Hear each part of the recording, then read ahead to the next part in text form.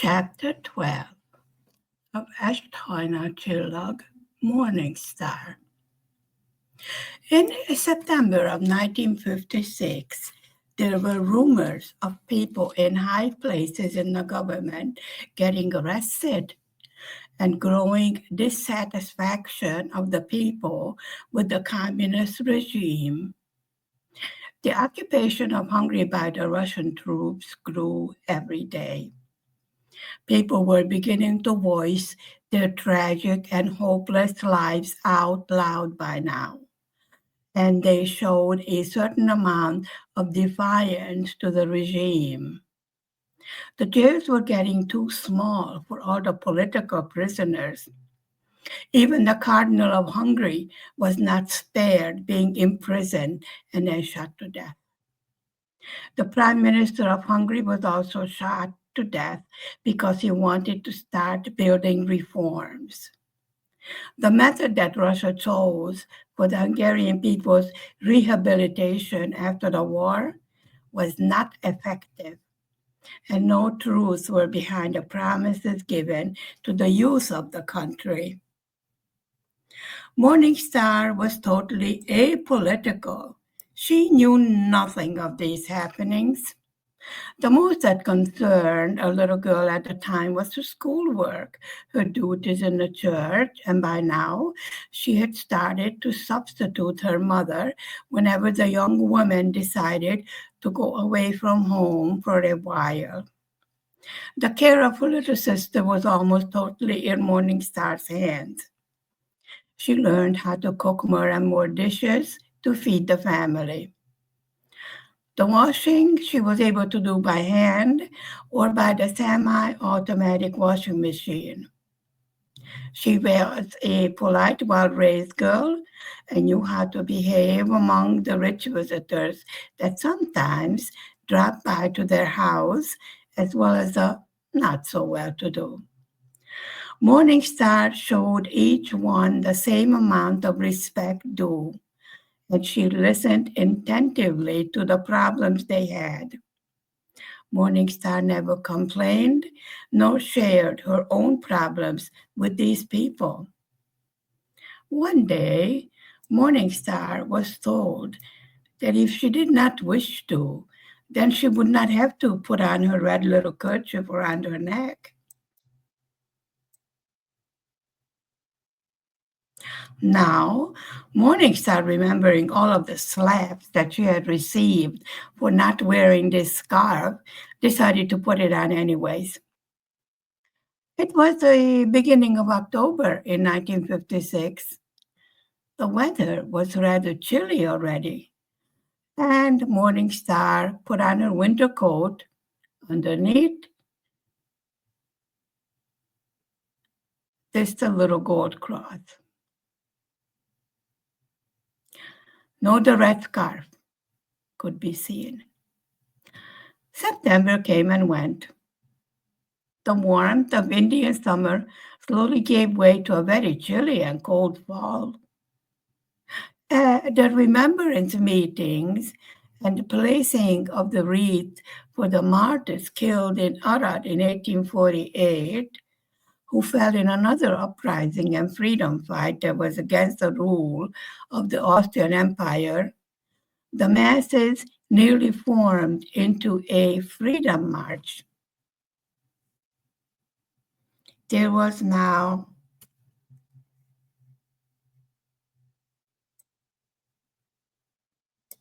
nowhere to go to escape the terror that by now ruled in Hungary. No place to ask for help. It seemed that as if the whole world had forgotten Hungary and its suffering people. As always, the youth of the nation are the ones who want reforms and change. But most of all, and in this, the whole Hungarian nation agreed. The people wanted freedom from the rule of the Russian government. They wanted the Russian soldiers that still seemed to just love being in Hungary to leave. The Hungarian people wanted all of the Russian soldiers to leave.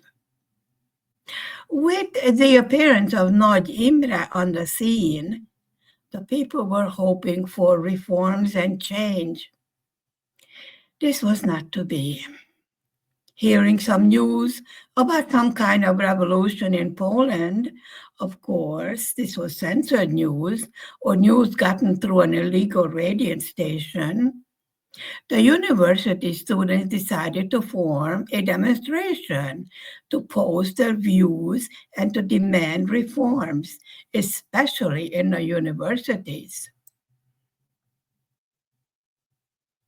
Meetings upon meetings were held. Strange people, unknown to Morningstar, came and went from their house all night long. All of them spoke in a low voice, barely audible. Morningstar's father never was involved in politics, so to all of these rumors, he just listened.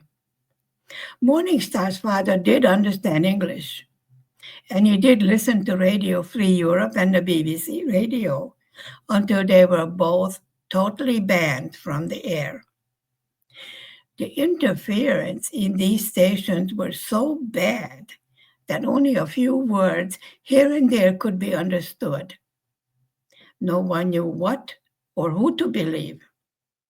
It was impossible to separate the truth from the lies usually fed to the Hungarian people. There was no way to make a phone call, even to check up on the rumors. October 23rd, 1956, dawned on Hungary, just like all the other mornings. Nothing special was to be seen on this morning either. The morning newspapers ran an article pointing out that the university students wanted the government to do reforms. Some of these points were freedom of speech, freedom of the press, free elections, and the financial situation of the people improved immediately. Freedom to voice opinion in the nation's foreign policies. The university students announced a demonstration in solidarity with the Polish students for October 23rd, 1956. The students made it clear that it was to be a peaceful demonstration. Since the newspapers were too afraid to print these demands of the university students, the students printed these themselves and passed out the leaflets by hand to everyone. To do such a thing in those days was certain jail or death sentence. These leaflets did not go through the regular censoring channels of the Hungarian press. If they did, then the leaflets would have never been printed. By 3 o'clock in the afternoon, the demonstration in Budapest was organized and ready to begin. The students wanted to march to the parliament and hand over their petitions to the government of Hungary. They started walking quietly and peacefully. But all of a sudden, the workers who were coming out of their shifts joined the students, and the mob began to grow and grow. By now, the demonstration was out of control of the hands of the university students. The loudest cry was for freedom, freedom from Hungary. The mob demanded an immediate end to the Stalinist rule of Hungary, and the cries for freedom, freedom, and freedom grew louder as the mob grew in numbers. The mob overtook the Hungarian radio.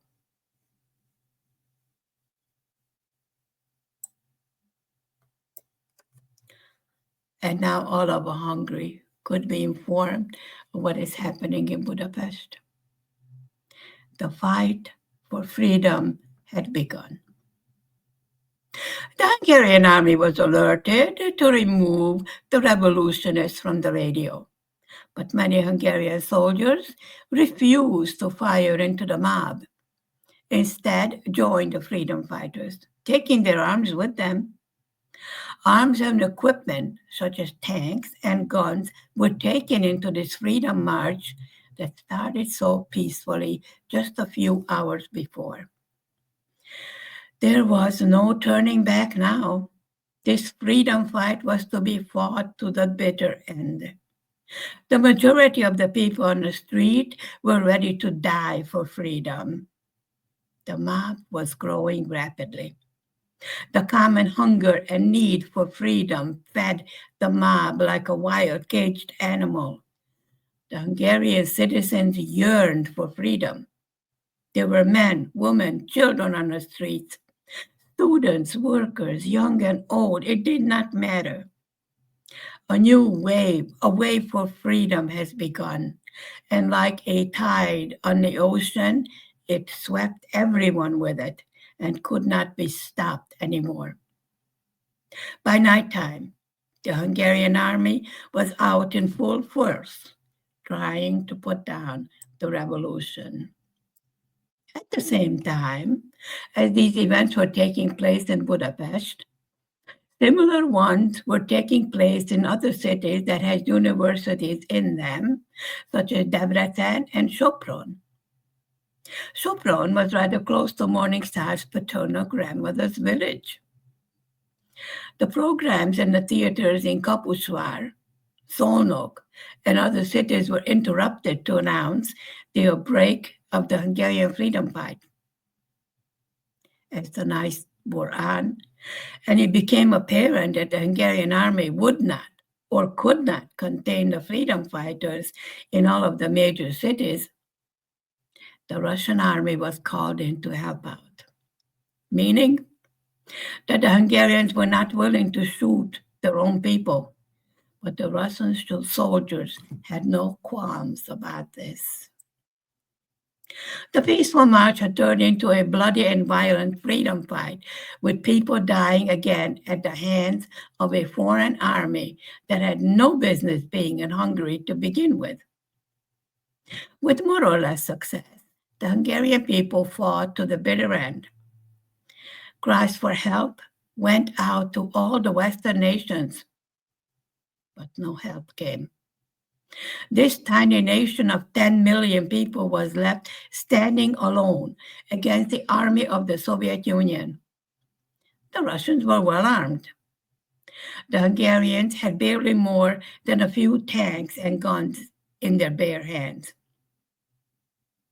The freedom for Hungarians lasted until November 4th, 1956, when the Russian troops entered into Hungary full force, and again ran the Hungarian people into submission at the point of tanks and machine guns. The Soviet Union actually felt threatened by this tiny nation of Hungary and the fierce fighting that the Hungarian people showed for freedom sure gave them reason to be afraid. To have Hungary break off from the Soviet bloc would have meant the weakening of Russia's control over her satellite nations, it was believed in Moscow. For this and many other reasons, the freedom fight had to be dealt with, and fast. Over the Radio Free Europe airings, daily words of encouragement came from the freedom fighters, who were winning battles that seemed to be impossible, oftentimes going against tanks with nothing more than a bottle of gasoline.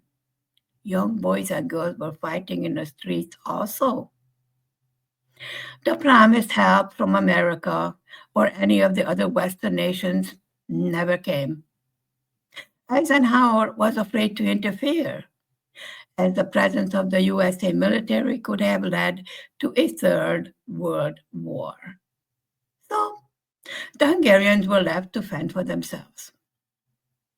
The downfall of the freedom fight came as a blow to everyone, including America. But the freedom fighters just could not keep their ground in the face of a well-equipped Russian army.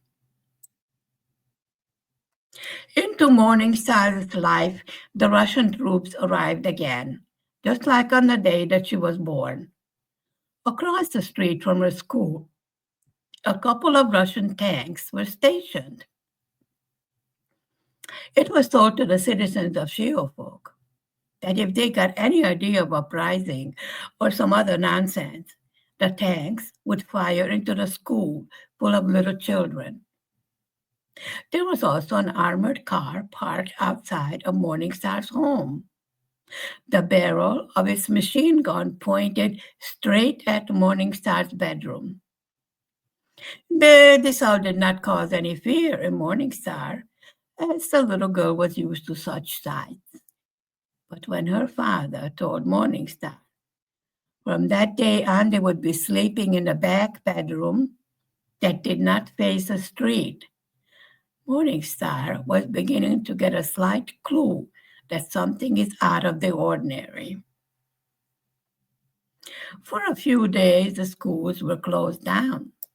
Morningstar assumed that it was to save on the coal needed to heat the school. These closings were regular during the cold months, but usually did not start until January. A vacation from school is always welcomed by all children. The children, noticing that the Russian soldiers were not much older than they were, tried to start up conversation with them. Of course, the children were quick to note that the soldiers had chocolate, food, and candy to eat, whereas these items were luxury in Hungary. A few of Morningstar's classmates and Morningstar went up to the armored car standing in front of the little girl's house. Since learning of the Russian language was mandatory in the school, the children tried to strike up a conversation with the soldiers. Of course, first they looked around to make sure that no officer was around to shoot them. The soldiers asked the children, what is that thing in the church tower that is chiming every 15 minutes? The children tried to explain that it was a tower clock and it tells the time. The Russian soldiers did not seem to understand this, and they ordered one of the tanks to fire into the clock. Oh, well, Morningstar thought to herself. Now she had a valid reason for being late for school. No clock in the tower anymore to tell the correct time. At another time, the children asked the Russian soldiers if they knew what country they are in. The soldiers replied, of course they know. They are defending the Suez Canal. A small canal of water ran in the middle of Morningstar's town called the Siófok, but this was far away from the Suez Canal. Children usually have a different sense of fear than adults. So the children in Morningstar's town took this occupation by the Russian troops as something of interest happening. They all stood around and tried to figure out exactly why these soldiers were there and when they would leave. The adults did not discuss the events that were going on in Budapest and the other major cities. It was for the good of the children not to know about the freedom fight. Morningstar was beginning to hear rumors about some party members who were high up on a political ladder, fleeing the town and being afraid of being killed. She also started to hear rumors about people escaping from Hungary, never to return. They left on their own free will, leaving all of their belongings behind. No one knew what happened to them or to where they went, not even their closest relatives. They said goodbye to no one, and these peoples usually left in the middle of the night. As soon as it was evident that a family or a person left the country for good, the soldiers, the Hungarian police, and the Secret Service were there at the home trying to find any information about where the person might have gone. Along with gathering information, These uncalled for visitors also gathered anything of value that they could find in the house. The rest of the things they burned, including books, manuscripts, family photos, etc. Anything that they could not use or sell. Morningstar could not understand how anybody could possibly leave her beloved lake and country. But it was explained to her by the little girl's father that one day, when she gets older, she will understand these things that were happening, and she will find the answers to her questions. End of chapter 12.